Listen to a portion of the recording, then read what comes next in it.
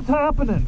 We need to make an adjustment. Whenever you put weight on it, it toes in. Back. Yeah, it toes in as soon as there's weight on it.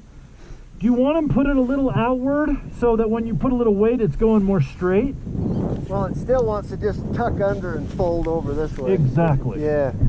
Yeah. I don't know if there's anything else we can do. I don't know.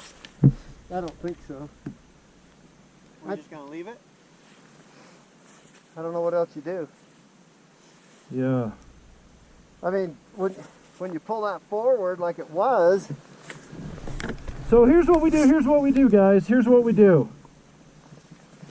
What if we take the bottom of this arm, we wrap some webbing across here and go back up to the bumper with a little tension from the bottom as well. Yeah, maybe. Just to keep it from twisting under. Yeah, because that's what it wants to do. When it stays up front, it steers fine. As soon as that pulls back under, it wants to just chip over that way.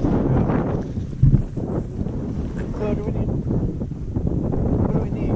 So just I think we need to tie this from here to here. See how that's sloppy? We need to stabilize that best we can.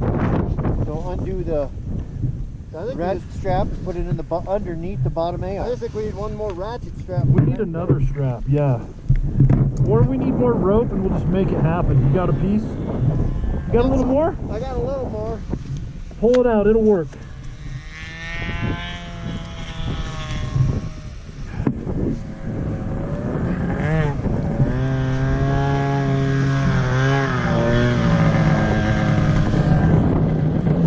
Not much. Oh, we need a little more. Okay. What the fuck happened? We need more rope. You got another ratchet strap? How was that? A little tricky.